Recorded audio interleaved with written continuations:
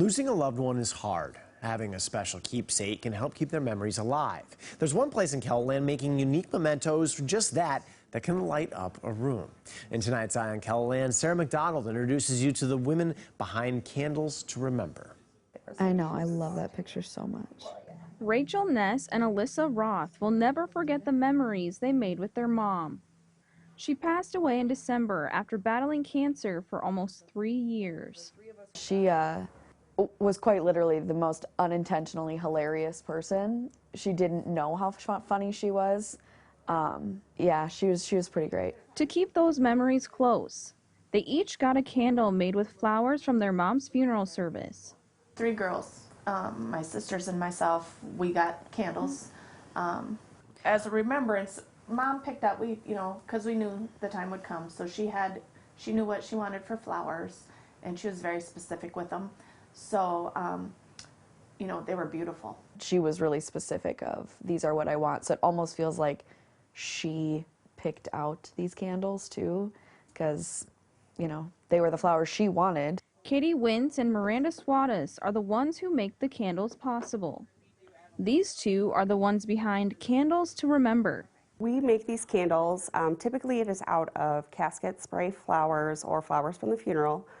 Or we have done a few brides. They've had their bouquets and stuff. The idea to bring this to Yankton came from Wintz's father-in-law. We had a good friend whose father passed away, and we were at the visitation, and the funeral director asked us if we'd like a tour of the funeral home. As we were doing that, we kept seeing these candles, and my wife asked what they were, and they told us what they were. I immediately contacted that company the next day and began making candles available to our families. In 2014, we decided that we would make the candles ourselves, and that's how we became involved in making the candles. Katie Wintz has been the owner of Candles to Remember since then. Every day is different, so it's kind of nice to just come in and be like, okay, what do we get to make today?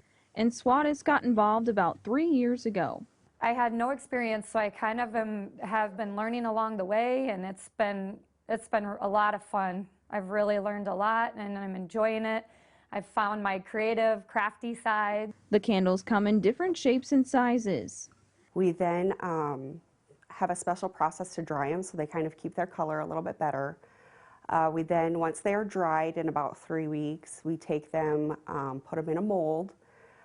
So that's kind of our design process, where we kind of figure out where we want certain flowers to go and what they all have to use.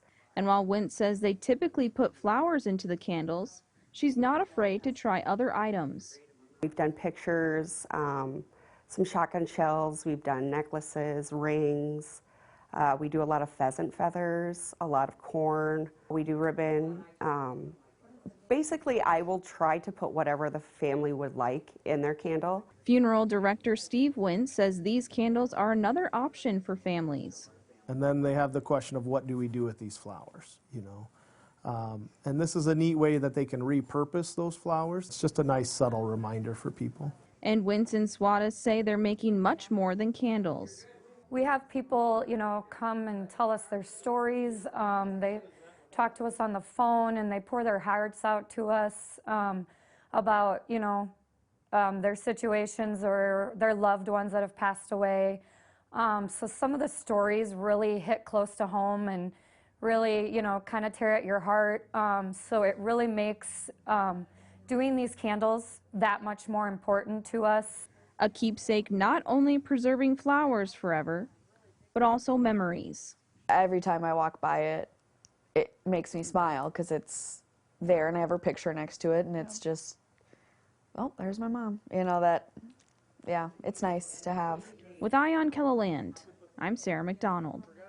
All the candles are available with an electric light or fuel cell so the candle won't burn away. To find out more about Candles to Remember, we provide a link under this story at KELOLAND.com.